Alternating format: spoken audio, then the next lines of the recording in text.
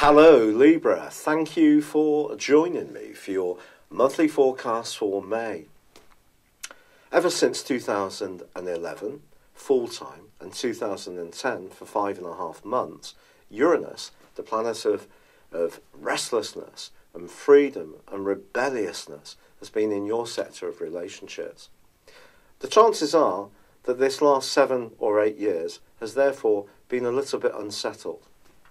There may have been opportunities to meet new people, and perhaps one person came through for you in a truly meaningful way.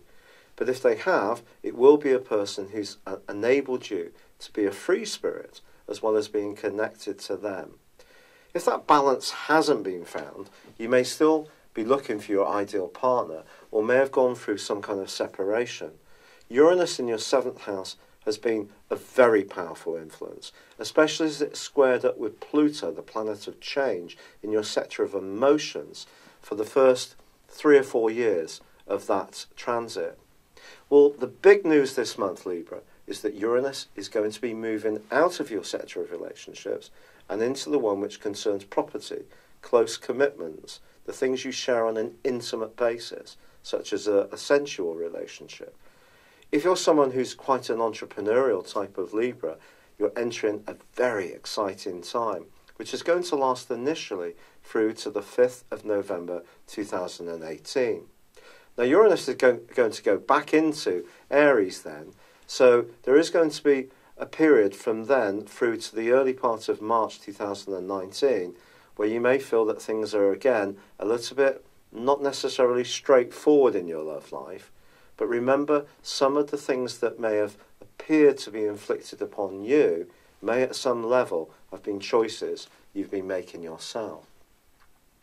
Part of the problem with Uranus's transit through Aries is it's a cardinal sign, and it's a very loose canon in the sign of Aries.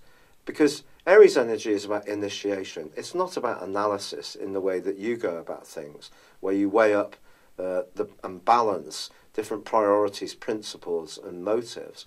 Aries is about action. It's about going for it in the here and now. So when you get a planet like Uranus, which is naturally very, very restless and unstable anyway, the combination has been quite turbulent. And then, of course, we've had the clustering of energies in the cardinal sign of Capricorn, especially this year. And there has been a big amount of activity right at the core of your existence. This may have been affecting your sense of security, family relationships, where you live, how you live there, and it may not necessarily have been easy at times. Mars continues in the first 2 weeks of this month in this area. You also have Saturn here for another 2 years, and Pluto is going to be here until 2024, so a really extended stay. So the changes around your emotions and the way that you interact with people in this way are going to continue to be a big part of the picture for you. But the great news this month is that Mars moves out of the 4th house, which is quite tricky, on the 16th of this month and into your sister air sign of Aquarius. Now, for the following 6 weeks, it's about as good as it gets. Mars in your 5th house really can see you much more galvanized in your approach, much more self-confident, and with Venus, your ruler, in a very expansive part of your horoscope through to the 19th of this month, some kind of travel or new experience could definitely come your way, especially in a romantic context. But Uranus moving is going to be preceded by Mercury, the planet of communication, which has been in your sector of relating to, ending its journey through its retrograde period. Now you may think, well, hold on, Patrick, didn't the retrograde finish in the middle of April? Well, you're absolutely right. But it comes out of shadow on the 4th of May and gets back to the point where the retrograde first began. So if there has been some kind of communicational issue with someone close to you from the end of March through to this point, it can start to improve now. Now also, we're going to see an absolutely brilliant new moon at the very heart of this month. And the sun is in the part of your scope which is to do with resources in a more practical way. It is about money long-term financial planning, pensions, savings, property matters. And then in the more emotional context, the sun is in the part of your situation along with the moon by the time of the new moon, of course, which is to do with change. But change can be in a very positive sense. I want you to think of this change as being a bit like a snake shedding its skins. The changes you make can reveal a new you. You can get much more in touch with your deeper motivations. This could bring you very much closer to someone you get on well with. There could be an encounter from the new moon, which is incredibly meaningful in the following month, so through to the middle of June, which connects you to someone who you see as having gravitas and intellect, being a little bit unpredictable but fun to be with, but also in some strange way a person who could be open to a big commitment. So if you're single, do look out for the signals that could come your way. However, on the 14th, Mercury, it's true, does move into the sign of Taurus as well. But if you are an entrepreneurial person, as I mentioned before, that and Uranus arriving on the 16th, along with the Sun, through to the 20th, it's a great window of opportunity for you to demonstrate your executive skill, your ability to pick out things that could be of value to you, and to sweat more from the assets you already have. Now, there is one big challenge this month that I haven't yet mentioned, and it does involve Uranus, but it's quite complex, because initially Uranus is in a square with Mars from the 7th through to the 15th. Now, this is repeating the energy that's been going on since 2011, the cardinality of Capricorn against the cardinality of Aries. And essentially, there may be a situation where there's a bit of a standoff. There's certainly tension possible with you and someone you're close to. It could well be a family member. If you live with someone, a flatmate can seem to override your boundaries, not be very sensitive to your need for space, or perhaps someone's going to be accusing you of that. There could be a bit of an off and on dynamic around a love relationship as well on the back of this.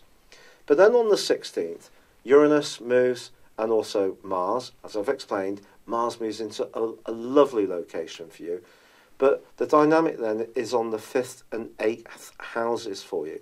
This can be about jealousy. So if you are in a relationship which is not working so well and you feel very penned in and restricted, that and the arrival of the Sun on the 21st in your sister air sign of Gemini, which is all about you breathing, having ventilation, exercising your more articulate, intellectual love of debates and conversation and banter. Well, if there is anyone inhibiting that in any way at all, you're going to be feisty to assert your right to be a free spirit. And that's going to be re-emphasised on the 30th when Mercury moves into Gemini too. But Venus, your ruler, from the 20th through to the end of the month, is in a fabulous location for professional contacts. And if a relationship is going well, it could be that you and the other person will be much more committed. But I think some kind of movement is possible. Maybe it's about home, maybe it's a holiday, vacation. There could be a chance to learn a new skill, to retrain, to embrace higher education in some way. Perhaps you're planning for a course that's going to start in September later in the year, and applications can go in for that.